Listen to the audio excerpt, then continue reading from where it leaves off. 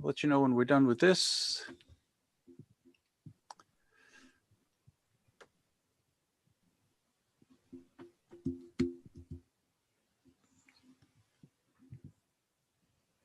Okay, WhatsApp is running in the background.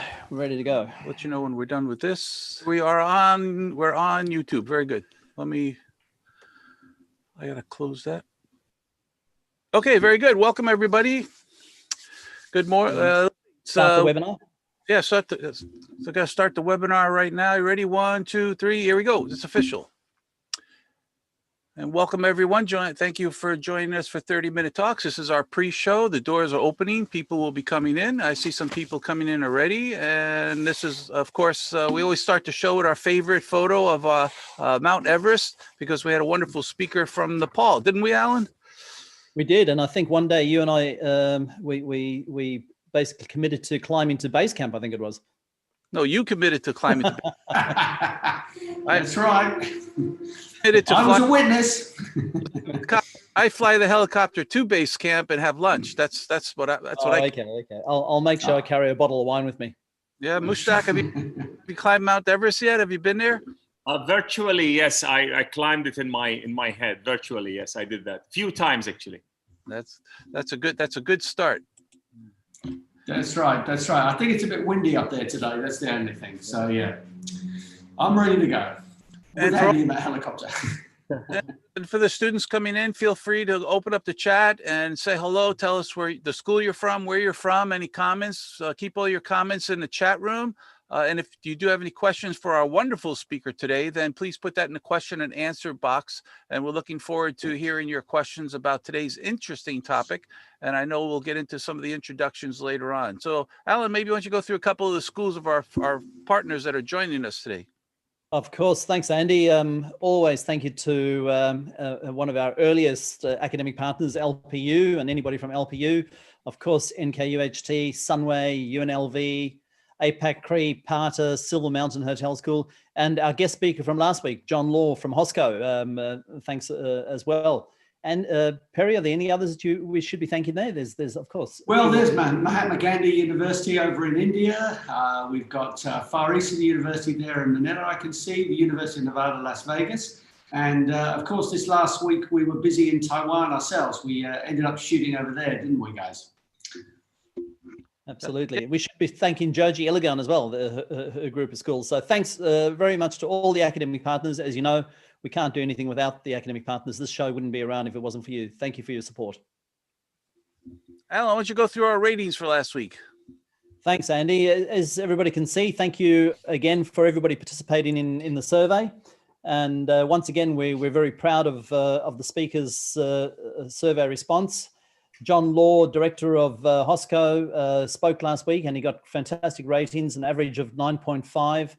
And the 90-second segment last week rated at 9.4. Thank you very much for that. That was a little bit about how to restart tourism using the domestic tourism strategy. And Perry, why don't you share some thoughts about the ratings in terms of the demographics, the audience? Well, look, I think it's quite interesting how things have changed a little bit as we've been doing this. We're now going into our 33rd webinar.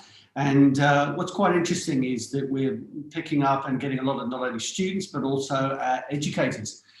So different faculty from different universities, also quite a few graduate students as well. So it's really good to see that we're getting a spread of different audiences, and now we're also getting some people from industry too. So that's I think, a great result for us. And actually, as always, when you complete the survey, we always ask our attendees for quotes. And today we have one student who just loves giving us quotes. So we have 2 quotes from the same person. Perry, why don't you just get started on some quotes? Well, look, yeah, I would say to Trixie, she's come up with a couple of great quotes. First of all, 30-minute talk really is a great tool, not only for the students, but for all the tourism and hospitality professionals worldwide, because it helps us to be aware and keep up with the tourism and hospitality latest trends. So thank you, Trixie Mills from the LPU in Batangas. And she wasn't just content with saying that, she also went on and said, 30 minutes talk really is a great tool, not only for the students, but also for all the tourism and hospitality worldwide professionals. So thanks very much for that. And we also got one from Elijah there, who said, being part of the webinar helps me a lot in enhancing my hospitality skills and career development. Kudos to all the resource speakers. So thanks very much for that input. And I think we have a technical error here, but we had the same quote. Yeah, I know. I was just realizing that as I was reading it. So I thought, Andy, you put up 2 there. There we go. No problem. Thank you, Trixie. Trisha's quote, so we want to make sure she gets enough recognition. So thanks. Look forward to reading the quotes every week. So fill out, you can do that when you complete the survey. And of course, talking about their certificate, at the end of the program, you need, or if you would like to get a certificate, you need to complete the survey. And the key thing about the survey is you need to put 3 key learnings from today's programs. If you don't fill out the form properly, you don't get a certificate. So take your time. It only takes a few minutes, but 3 key learnings, and not just one word. We don't go for the one-word responses. You got to put at least a sentence, a couple comments about what you learned from the presentation today. And again, we have a wonderful, beautiful certificate that everyone gets, and it has all of our academic partner logos on it. So be sure to complete the survey near the end. And again, we'll be presenting a QR code and a link in the chat box at the end of the program. So stay to the end until you complete the survey. And of course, actually, well, Mushtaq, why don't we created this poll just in honor of your participation today. So I'm going to launch the poll. Alan, why don't you read through some of those questions, and I'll get that poll started. Good. Absolutely. Yeah. Thanks, Andy. And yeah, welcome along, Mushtaq, as well. We look forward to the presentation.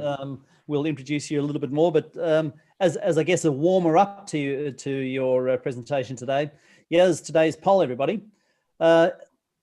Will the job that I'm seeking there still be there in 5 years' time? So the job that you're seeking today, will it still be there in 5 years' time? And the responses are, well, no way, a robot will be doing it. And I can see we haven't had any responses on that one yet. Maybe if I'm willing to work with a robot, it's possible if I can do it better than the robot. Sure, I think that's a possibility. Probably robots can't offer the same level of service as a real person, and that's to be questioned.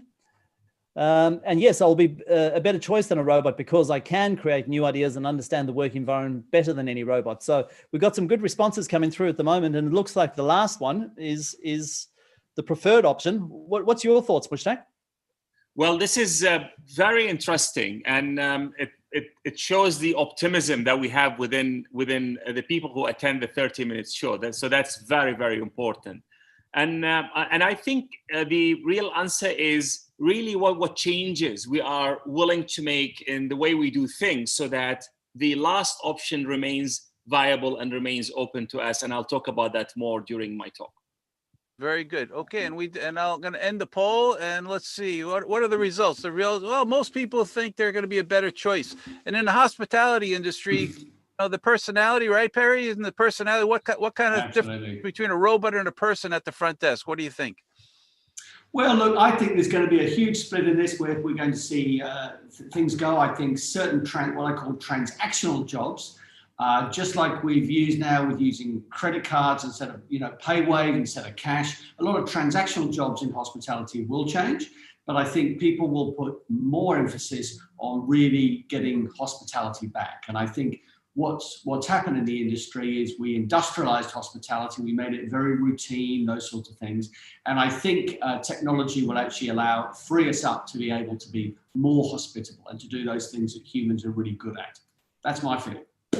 I think after this virus this pandemic is over, people are going to want more technology for less contact and cashless pay and all those little touchless door keys and all those kind of things in order to get back into business. All right, very good. Okay, let's see. And I might just add to that I've actually checked into a number of hotels where I thought I was being checked in by a robot, but it was a human, I promise. Well, therein, I think, lies the conundrum we're faced with at the moment. And I think some technology will actually do that a whole lot better than humans. And then we can free up what we were using staff for to actually become welcoming rather than, just as you said, Alan, ask you those robotic questions. Yeah. Have you got a reservation? Can I get your credit card? Have you got a passport? A robot can do that just as well. But what a robot can't do is, I think, to have that personal connection and that human-to-human intimacy, which just is lacking. And sadly, with SOPs, standardized SOPs, we took a lot of that human element out of those procedures. Very and good. Don't forget the all-time favorite question of, have you used the minibar? Every time I check out. Always okay. So as we always like to tell all of our viewers, we record the session, also streaming live on YouTube. So the recording for the official show will be starting soon, and we'll be taking a 10-15 second break, and then we'll be starting the program. So welcome to 30 Minutes. This is our 33rd program. It's November 25th, and we're looking forward to today's guest speaker because he's not only an internationally recognized speaker, but he's also a very good friend of us and a colleague from years ago. My name's Dr. Andy Nazarchuk. I'll be the moderator for today's program. And first, let's get a welcome from our co-founders, Perry Hobson. Why don't you say hi, Perry? Well, good morning, good afternoon, or good evening, depending where you are in the world. So I'm Professor Perry Hobson. I'm based here at Sunway University in KL in Malaysia. Thanks, Perry, and a very, very warm welcome to everybody from Perth, Western Australia. And I hope everybody's been keeping safe. I hope that you're not challenged with this online environment as we go into the digital space and learning. And that I'm very pleased to see as many people continue to join us on a weekly basis. So we look forward to today's show. And Mushtaq, we're looking forward to seeing your presentation today, Professor Mushtaq Al-Atabi. So we'll do the formal introduction later, but why don't you say hello to everybody now? Hi, thank you very much for being here, and really thank you for Andy and the rest of the guys for starting this. I knew about this really before they started, and I thought this is going to be, you know, a fad, but I'm really pleased to see how this is growing in terms of its impact and reach, and also the number of people who are coming. So I'm really looking forward to having the chat with you. And we're looking forward to hearing your comments today too, and we appreciate your support. And of course, speaking of support, we have our academic partners, and we have many different academic partners. Perry, why don't you tell us about some of our academic partners today? Well, we've got academic partners far and wide, and so it's great to have that support from those different institutions, which include Mahatma Gandhi University over in India, to the Association of Hospitality, the Macau Hospitality and Tourism Association, which includes several institutions there in Macau, to COREP, the Council for Hospitality Educators in the Philippines, to Silver Mountain Hotel School up in Nepal, to right to the other side of the world, to the University of the Bahamas, to the ICE International Centre for Excellence in Hospitality and Tourism Education for its work in accreditation, and also to the University of Hawaii at Manoa. Alan, over to you. Yeah, thanks, Perry. And continuing on with the support of our academic partners, thank you very much to LPU, the Lyceum of the Philippines University, University of Santa Thomas, or UST, Sunway University, your own institution there, Perry, National Kaohsiung University of Hospitality and Tourism, and we supported them last week with a show on the weekend. Hi to all our friends at NKUHT. TIBFI, or the Tourism Industry Board Foundation Incorporated. Thank you to TIBFI members and the industry members that join us on a weekly basis. Joji Iligan and the International Schools Group with Joji, thank you again. And also Holy Cross College. Thanks everybody, and thanks again for your support. Thanks, Alan. And we'll cover the rest of our academic sponsors at the end of the program. We have so many, it's hard to catch them all. So very good. And of course, in honor of today's guest speaker, each week we make a 90-second video. And last week, as you could tell, Alan's video on domestic tourism was very well received. And so I made this one because I know our speaker today likes to talk about philosophical topics. So I wanted to make my own philosophical video, but don't worry, but next week, Professor Perry Hobson is making his first 90-second video next week. In great anticipation of that video. So it's going to be the most interesting 90-second video we've ever seen, we're sure. But today's a very simple question. So let's listen to 90 seconds. I'll ask our speakers to turn off their videos for a second, and we'll move on with our 90-second video.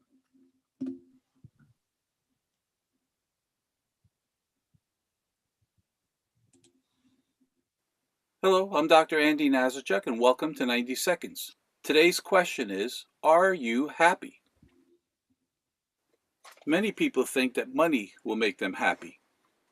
And sure, it does. It pays the bills. Money is good. But exactly how much money do you need to be happy? Do you know? So we will go through life rushing through each day, seeking wealth, trying to make ourselves happy by obtaining material things. We believe that by getting that new job, well, that will make us happy because we'll be an executive in a big corporation. But we really don't know until we get there.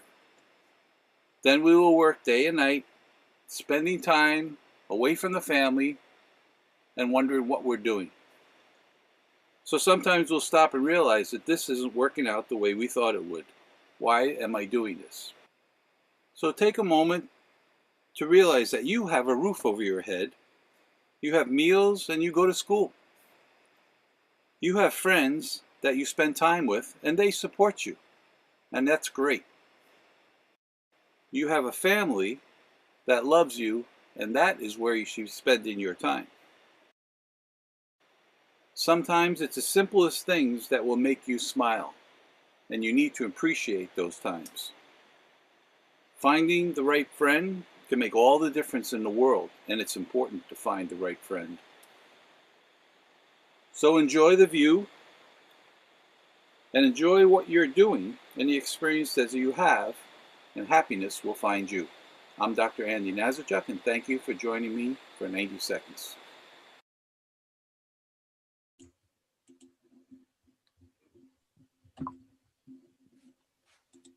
Well, you've raised the bar, Andy. What a great 90 seconds. Some good use of video there. Well, you know, as we the more 90 seconds we do, the better we get, and we know that we wanted to set the bar very high because next week Professor Hobson's video is going to be he's going to come out, and we're looking forward to it. Whoa! Thanks for that. But it's a simple point. But let me introduce today's topic and our speaker. Then we'll chat a little bit. We always have speakers from hospitality and tourism, but today it's always good to have a speaker from a different area who can tell us different views of our industry. And today our speaker is going to talk about a 30-minute history of human jobs. And the hospitality industry has lots of jobs, so you can use some of these ideas in our own industry. But today, our speaker is an old friend, and we're happy to introduce him. He's Professor Mushtaq Al-Atabi, who's the Provost and CEO of Heriot-Watt University in Malaysia. He is a professor of mechanical engineering. He's also the editor-in-chief of the Journal of Engineering, Science, and Technology. But most importantly, he's written 3 different books. And in our flyer that we sent out, the 3 books were there. One was Think Like an Engineer, which I have a personal signed copy from Mushtaq. So he gave me that first book. I remember that day.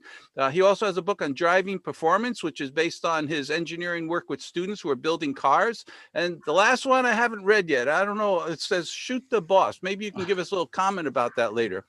But he's also very comfortable online because he's one of the first professors in Malaysia to offer a MOOC, a massive open online course, which is really the foundation for Zoom classes today.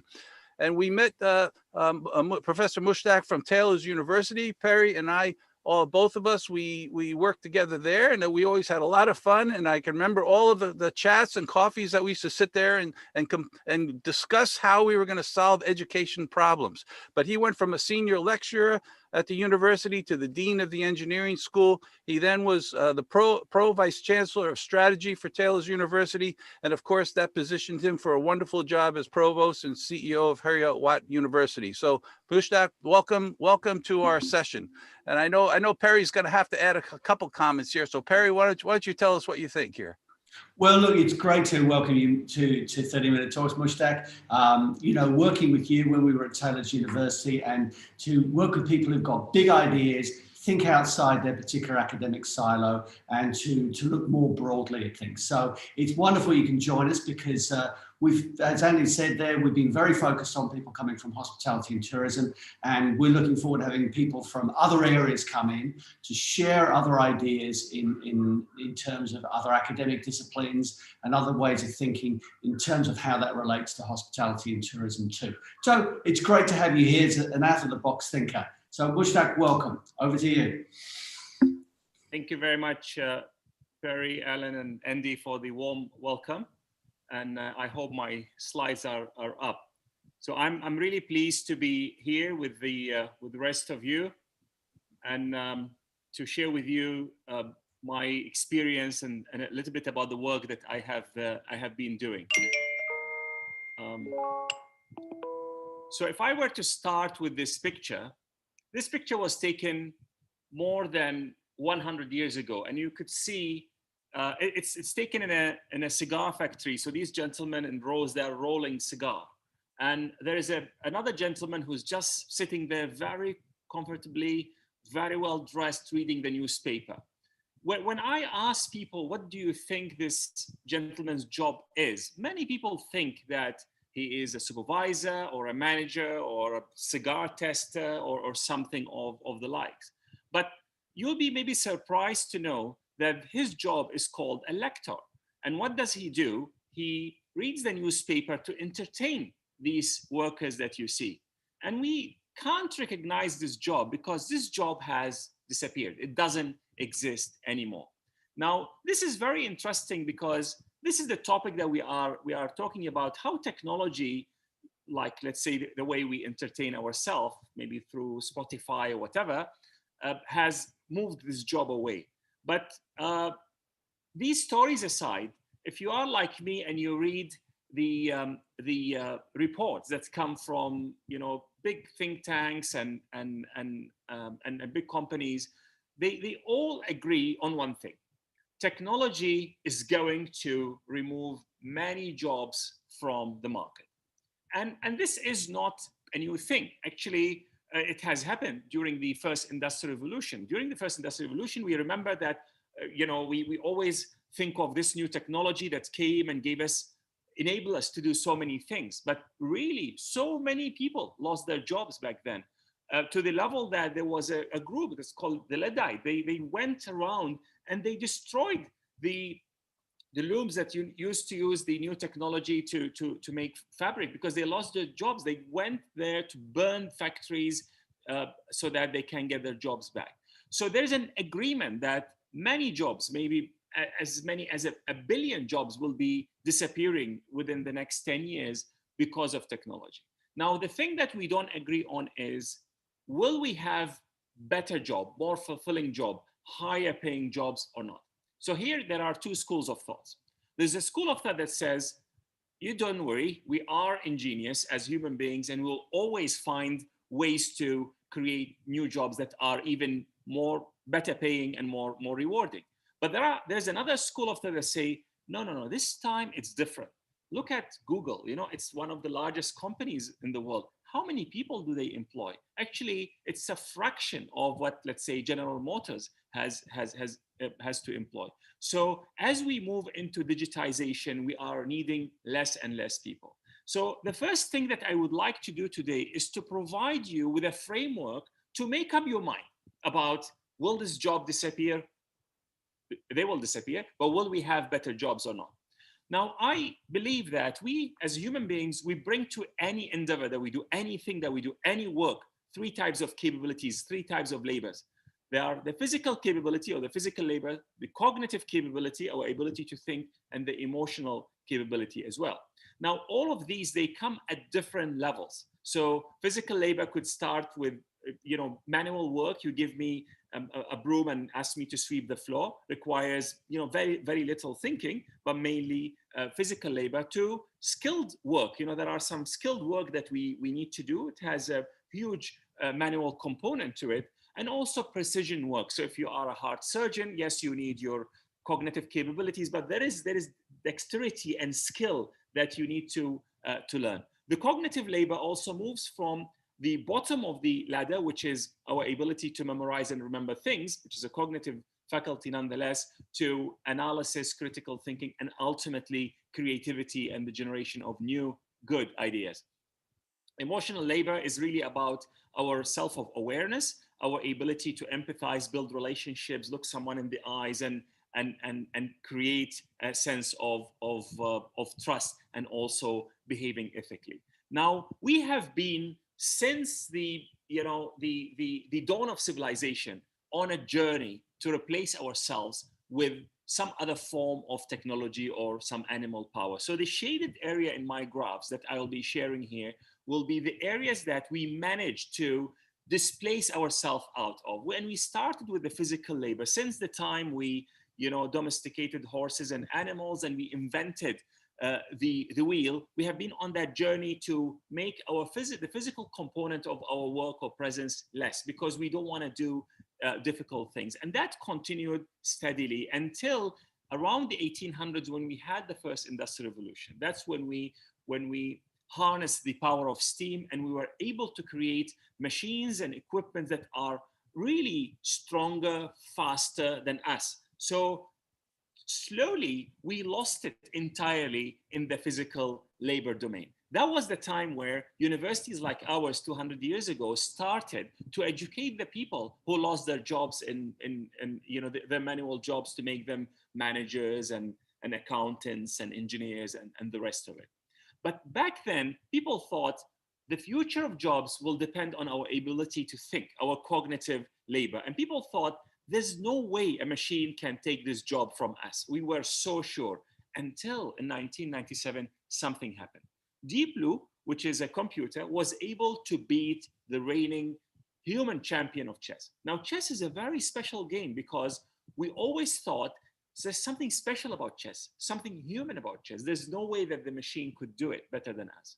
Now, there is no human being that could beat a well-programmed machine to play chess. Not only that, there is no human doctor that could beat the machine in diagnosis of diseases or reading of X-ray, X-ray pictures, or images. So slowly, what we used to use as a basis for us to get a job, our ability to memorize, our ability to analyze, our ability to compare, we are absolutely out of our depth, particularly with the presence of what we call big data, because the data that comes, it comes in such a huge set that there is no way we could even analyze them, and we need machines to do that for us. Now, this trend is increasing and continuing. Now, is this good news or bad news? I think it depends on what you are going to look at, and it's good to be in the company of very positive people. So you look at your left-hand side, and these are the skills that sort of we put into these different labors, and you see what is left. What is left on the right is the things that machines can do. And a good thing that you see, there are stuff in all of the three domains that are left for us, at least for now. But the most interesting domain to me is the emotional labor domain, because that's the domain where machines have made very little, if at all, progress at our ability to empathize, build relationships, and so on. So this is to me is fantastic. But let's not rush to celebrate. Reason is, while this is our last domain, this is our last stand, and this is potentially how we will achieve our full potential, I don't think we are necessarily doing very well there. So there are many studies that indicate that the emotional intelligence and also the mental health of particularly young people is actually going down, and it's not getting any better. Just give me a second. I want to shut down my phone, because when a call comes, it comes through the computer as well. I'm very sorry about that. Turn off. Good. So this is an area that we need to really build our capability in. But what's happening is we are generally losing our grip at. Now, this is a quote, one of my favorite quotes from Andy Haldane, who's the chief economist of the Bank of England, in which he said that students may be better off developing emotional intelligence rather than cognitive skills, because we should not aim at competing with robots. This is a losing game. We should not do that. So this is very important. So to answer your question, will the job be there? I think if a job can be done by a robot, it will be done by a robot. And if the job, because the amount of humanness, the amount of emotional connection, the trust that we infuse in it because we are human, then that will be the job that will remain. And this is not only for jobs in hospitality. You look at accountants, you know, the part of the work that's about, you know, balancing the books and so on, all of it could be automated just like that. But how about making sense of these data? How about using it in confidence to make decisions and make presentations to board members and so on? Then you will need a human being. And this is really the domain that we need to focus on and move from just the cognitive bit. So how do we do that? You know, when I look at education, I see it focusing on academic achievement, professional skills, academic excellence. Perfect. This is extremely important, but it's also the easiest part to do. Now, you recall that what is left in the previous screen, what is left to the right side is what we sometimes call soft skills. Now, soft skills are very interesting because they are soft skills, but they are hard to teach, they're hard to learn, and they're hard to assess, to examine. So they are actually very, very, very difficult. Now, I believe education should also focus on well-being so that people do feel happy, feel contented, feel, you know, at ease and being able to contribute. And I think education should also focus on building character, promoting values, and also building soft skills. So when you put all of that together, and if you put a sense of purpose and meaning at the center, then we will have an impact on the world. It could be an economic, cultural, social, whatever, an impact, something that is good they want to do beyond ourselves. Now, this is what we call positive education. It's education that not only focuses on academic excellence, like, you know, most of us are doing, but really takes keen interest in building people who have a sense of purpose and also well-being and character. So this is very, very important. So I'll be sharing very quickly few initiatives that we are doing at my university to work positive education out. So one of the things that we do is we have a program we call the Empower program. And the Empower program is a program that goes in 4 stages. Every students, when they join the university, they need to go through what we call the what level, which focuses on knowing and leading self. Every student has to do that. The cornerstone for this is defining their impact and building an impact statement. If you go to any university in the world and ask students, what do you do here? They will tell you, I'm doing hospitality, I'm doing engineering, I'm doing accountancy, because we draw so much sense of identity from the course that we do. Our dream is if you come to our university and ask a student and say, what are you doing here, young woman or young man? They will look you in the eyes and say, before I graduate, I'm working on a project to plant 1 million trees, because throughout their lifetime, they're going to remove 100,000 tons of CO2 from the atmosphere. Oh, and by the way, I'm doing chemical engineering. We want people to think of their impact and purpose first. Now, this does not come naturally to people. As a matter of fact, when students come in to register and we ask them, okay, what program do you want? They say, I'm not sure. And when they choose the program because their father or mother asked them to do it, we say, what do you want to do with your life as a mechanical engineer? They would say, I'm not sure.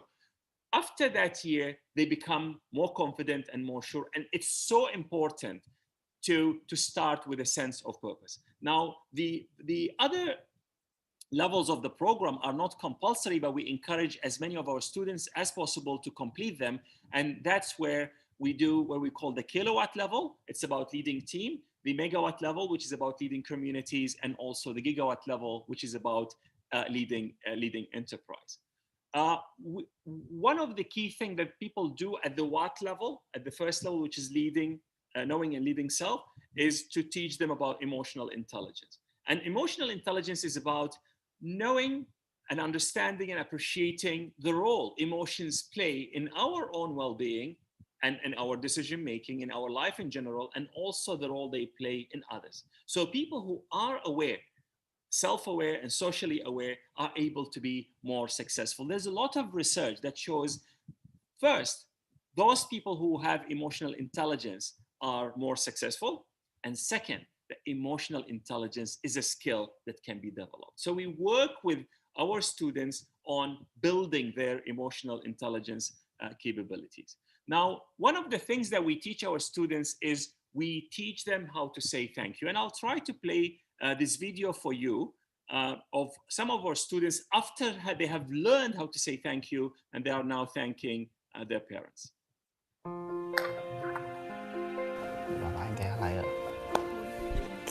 I don't know how to react. Okay.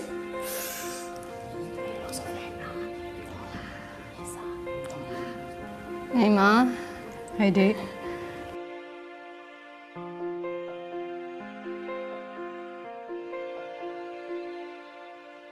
You always wanted to tell her, but very hard.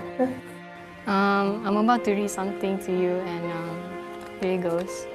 A love letter. Dear Mama and Papa, there are not enough words to describe how thankful I am to you. Thank you for carrying me and guiding me all the way. I feel incredibly grateful to have you as my mom. I bet you never expected this when I told you to attend my graduation.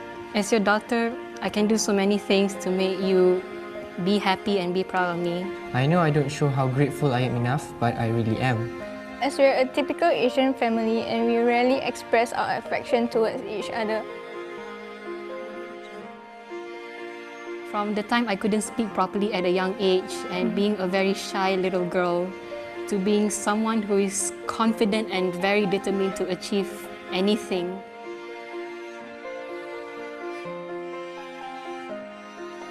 I am grateful that you want me to have a better future.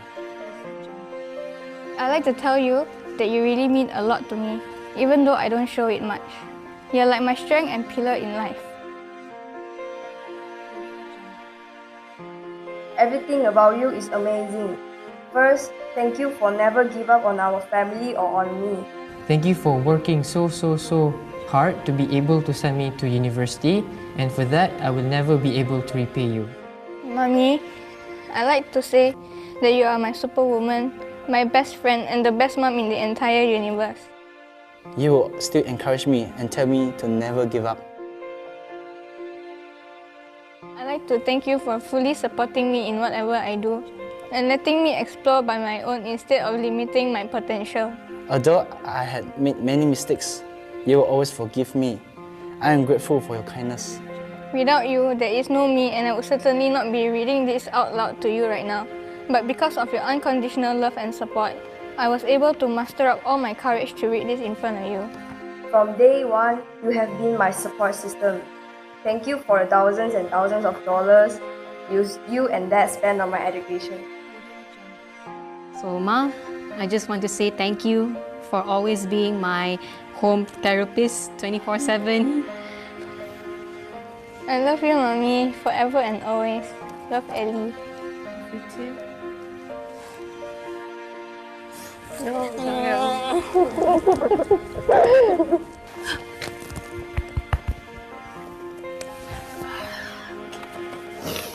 Wow, that's very touching.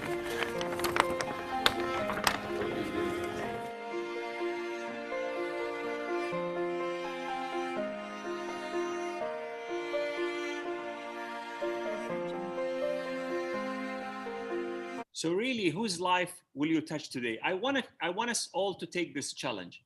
Pick someone, and before the end of today, thank them. But don't say thank you for everything. This means nothing. Thank them like these kids thank their parents. This gratitude has 4 stages. First, be specific. I thank you for exactly what? Thank you for this or that. Number 2, say, how did the thing that you are thanking them for help you succeed or be better individual? Number 3, acknowledge the sacrifice that they have to make so that they can give you what you are thanking them for. And finally, acknowledge their character strength. You do it face to face, send it in a WhatsApp message, and wait for magic to happen, because this is going to really be very good, and it's going to make you closer to the person that you are thanking. Now, I talked about impact statement. I'll show you a very quick video of our students reading their impact statements. But I want also to say that before we ask our students to have their own impact statements, we actually got all of our staff to develop their own impact statements. So only when we start by ourselves, we can ask other people to do the same. Education should empower our students beyond academic achievements. It should build character and the soft skills needed for success in life and to enhance personal well-being.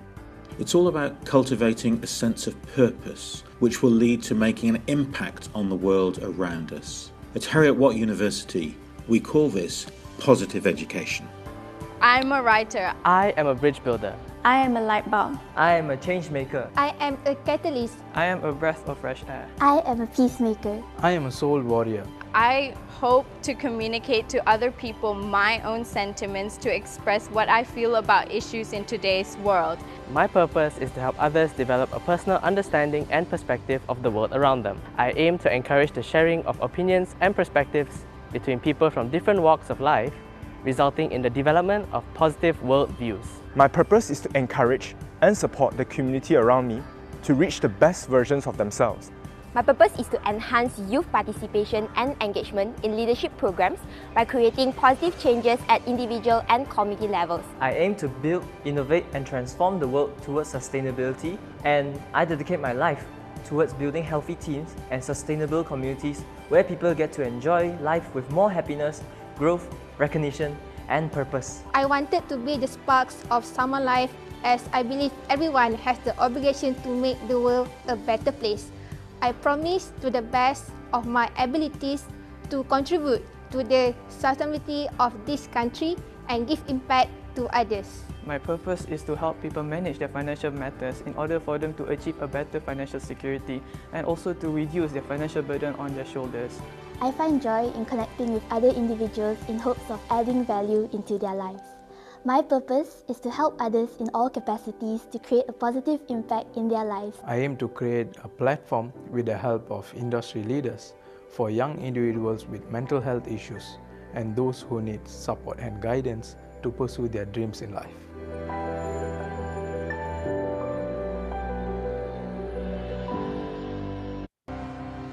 So what will be the impact that you want to have? I think this is the question that we need to ask our young people rather than what job you want to do. Because when we start with impact and purpose, the rest will line up. I'm approaching the end of my talk. So the other thing that we do to promote well-being in our university, we've adopted this framework. It's called the 10 Keys to Happier Living. Great dream. As you could read, it's about giving, about relating, exercise, awareness, trying out, sense of direction, resilience, positive emotions, acceptance, and also a sense of meaning. So we redefined happiness because sometimes people say, well, what do you mean I become happy? You know, there is a pandemic, people are losing their jobs, the economy is not doing well, but we are redefining it. We say, when you give, you are happier. When you try something new, you are happier. So for example, when we run a blood donation drive in our university, when we fill the form to get the approval for this, we ask what of the keys to happier living you are promoting here. So blood donation could be about giving, but it also could be about trying out, because there are some people who haven't tried to donate blood in the past. And I think that reflective exercise over the thing that we are doing is extremely important. Now, before I leave you, I really want to share with you what I call the COVID leadership framework. Now, COVID is a bit of a negative word, and I want to reclaim it because it really has a lot of positive as well.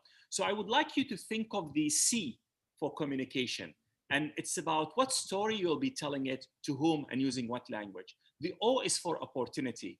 How are you going to identify value, and how are you going to make this value reach the people that you want them to have it? V is for vision. What is your vision for the future?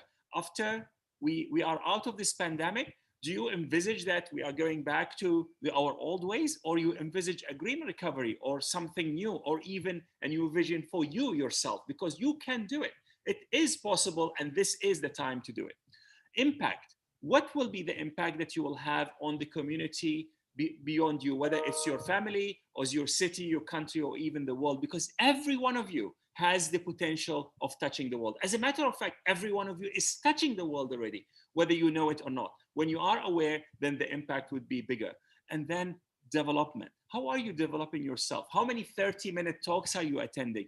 How many books are you reading? How are you helping other people to to develop themselves. I wanted to also share with you my impact statement. So my impact statement reads like this: I am a storyteller, and my purpose is to inspire others to tell more empowering stories about themselves and about the world in which we live.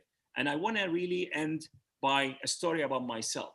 This is a picture of mine that with our Vice Chancellor, and the gentleman to the right in the yellow robe is royalty in Malaysia. He's a sultan, and we gave him an honorary doctorate. And a couple of years after that, we were visited by a royal member of the British royal family, Prince Edward. So when these pictures went out to the social media, a friend of mine said, when you were a child in Baghdad, have you ever dreamt of being in Malaysia, walking next to royalty and wearing a Scottish kilt? And that reminded me of a picture of myself really at that time when I was 9 or 10, walking with my father. And I knew that my story will bring me to Malaysia or even to speak with you at a 30-minute show?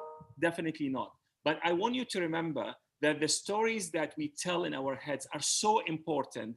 And when we tell them in a positive way, then they will change our life and they will change the world. Thank you very much.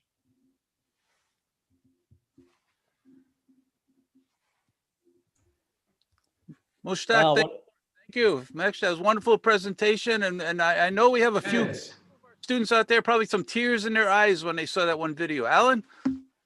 Yeah, absolutely. What a fantastic presentation, Mushtaq. Thank you very much for sharing your thoughts and a vision on I guess, achieving some level of happiness and contentment within life, and sharing those impact statements and purpose in a positive manner.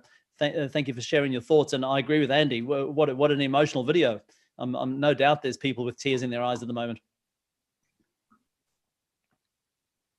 Perry? Absolutely. I think it really is giving me some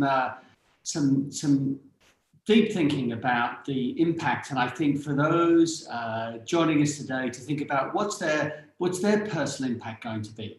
What are the things they're looking forward to be able to do in life? And I think that's really some really good reflection there for all of us. And, I think so much of it, to begin with there, we tend to get so focused on a job. Will that bring us happiness through doing those sorts of things? And to think more about where and the impact that we can have on society, the people around us, all those sorts of things is so much more important.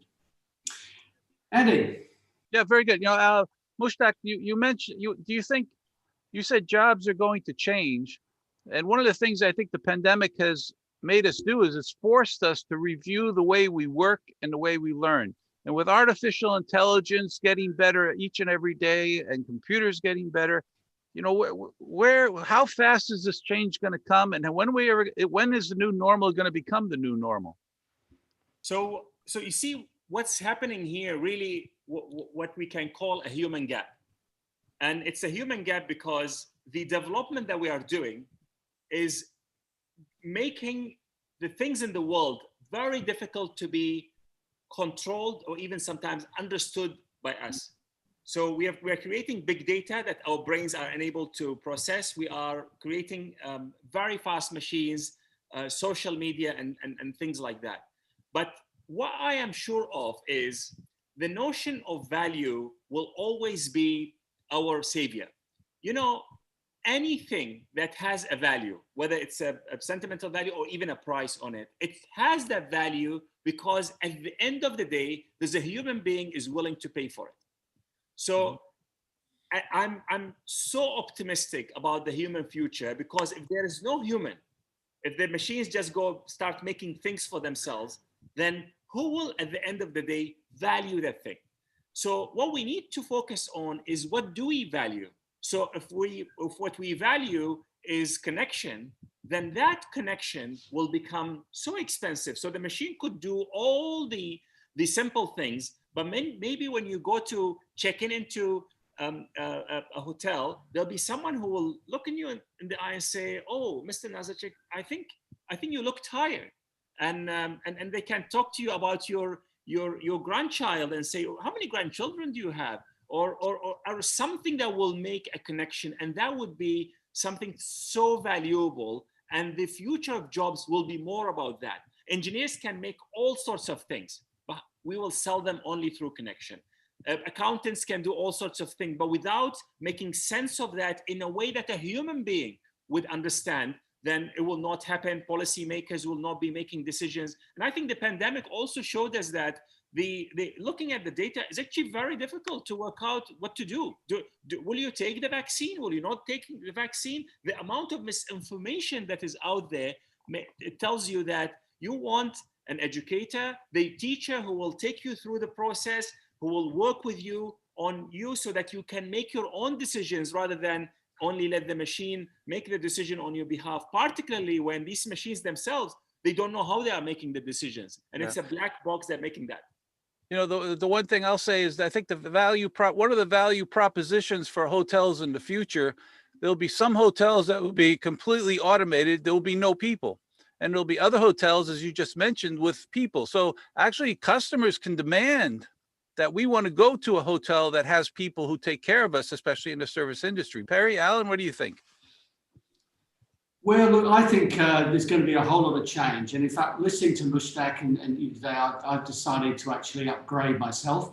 So I'm just going to think about the changes this could bring to our show. Because, you know, if we're not there as humans, how do we present and become things such as robots? Will there simply be that connection now when we're not a live face there? So I think it's going to be really interesting about how we do things in, you know, service industries and make people part of that. Will you want to listen to 30-minute talk when we've got 3 robots here? That's a good question. Well, actually, that robot looks a little bit like you, Perry. So it was a good choice. That's amazing what robots. What do you think? I know. Well, I was looking for the off switch. Absolutely. Only joking, Perry. Yeah, absolutely. You make a good point there. And Mushtaq, there's a question that you've created a discussion amongst the participants already, and there's a few questions that have come through. And I think one of them you've just answered in your most recent comment in relation to emotional intelligence being more important than cognitive skills. Christina Aquino, who's a good supporter, a very strong supporter of ours and one of our first supporters, dreams do not cost anything, so dream big. What is the biggest motivation to move dreams to reality? I think without thinking of the impact that these dreams will have on the world, we could give up on our dreams. You see, having a sense of purpose is such an important thing because there's also research that shows, you know, people don't harm themselves, don't commit suicide, and if they know that someone else will depend on them. We all heard of this story of someone who is going to throw themselves off the bridge, and they say, if one person asks me about how do I feel or say hello to me on the way to the bridge, I will not, you know, commit what I'm going to do. So that sense of connection is so important. But the dream is very important as well, because if we don't start with the vision, there's no way we will reach there. But really anchor it with purpose, and the purpose, you know, it shouldn't be I want to be rich, because this is a consequence. It will happen if you are successful, but what would be the impact that you will have on the world is such an important thing. And trust me, we ask these kids at times, and you could immediately see a change in their attitude and say, no one has asked me this. Do you really think I can have an impact on the world? I say, absolutely. You know, the fact that you're listening to me, you're having an impact on me, and I could go and impact other people. So that connection and impact is so important. Mushtaq, I think that's an excellent way to bring our discussion to a close. We have a few more things to cover, but I think this has been one of the more thought-provoking topics that we've discussed. We've even just replaced Perry with a robot, and absolutely. The real person better or the robot, but overall, you know, I think that the one thing that you said that made me is that the positive education. No matter what happens, we have to be positive, we have to be helpful, we have to support each other, and if we do that, then I think we've made our impact. So thank you again for joining us. Alan and I will finish up the show, and we'll look forward to hearing the comments from our students as we go through the rest of the survey and the program. So thank you very much for joining us, Mushtaq. Thank you very much for having me, and have a great day, everybody. And again, we need to support, without the support of our academic partners, it's always difficult to have the program. And again, we want to thank UNLV, the Hara College of Hospitality, the PATA, Pacific Asia Travel Association, Asia Pacific Cree, and of course, our friends over at HOSCO, our speaker last week, John Lohr. All of our academic partners are very important to the program, and we always appreciate their support. And we should say welcome back to Perry. Yeah, Perry's back. Oh, I didn't even recognize the difference. Good. You want to go through a certificate for us? Yeah, absolutely. Listen, everybody, as usual, if you're looking for a certificate of attendance from the 30-minute talks, don't forget to scan the QR code. We'll put the link into the chat function very shortly as well. What we require from you is to, when you complete the survey, please let us know what your 3 key learnings from today's programs were.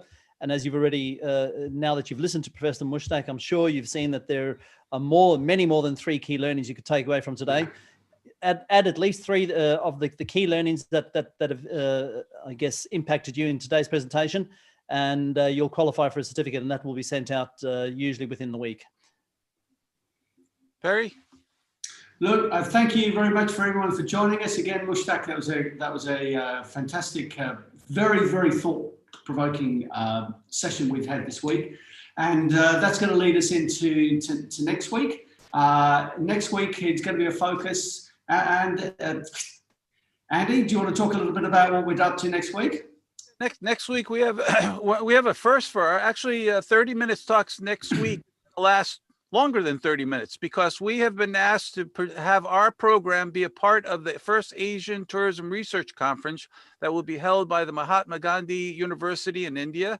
And so all 3 of us will be giving presentations on the different status and the different concepts and where we are in each country concerning the pandemic and all of the things that we've discussed. A lot of the things we'll bring from past shows, but we expect a large crowd next week. So next week, when you come to 30 minutes, it's going to be 60 minutes, but I can't use that term because I think that's copyrighted. But we use 2 times 30 minutes. We're all gonna participate, and you'll be able to make some new contacts with students and faculty, and maybe some industry people from a different country. And we're looking forward to next week's presentation. And so, thank you very much for that. And let's move on to our final slide. Perry, why don't you give us your closing comments? Well, my closing comments are, it's been this week is some very thought-provoking things about what's the value of jobs, will jobs be replaced, what do we want to be as humans, the impact that we want to make. And I think that's something that's a big takeaway. So again, thank you very much for joining us, and I'll look forward to seeing you in reality or with the new me next week. Absolutely. Thanks, everybody. And thanks, Perry, for your thought-provoking imagery there at the moment. Don't forget, everybody, emotional intelligence is one of the most important forms of intelligence that you can have. And there were a couple of comments and questions being asked by participants throughout the day about the value of emotional intelligence. I think no doubt that people that have strengthened in emotional intelligence certainly normally go to the top of the list when you're looking for employment. And I think that's what came out of part of our presentation today. And I think that will certainly continue to grow in the future. So work on that emotional intelligence, connect with friends, connect with family, and connect with yourself. Thank you again for watching 30 Minutes. And again, to say goodbye, I want to say thank you to Professor Mushtaq again for his excellent presentation. It's always good to see a good friend, and we do appreciate him, and we look forward to seeing him again someday soon when we can go visit him. And I'm Dr. Andy Nazarchuk, and this is 30-Minute Talks, and thank you for joining us this week. We'll see you next week. Goodbye. Bye. Thanks, everybody. Goodbye. Keep safe.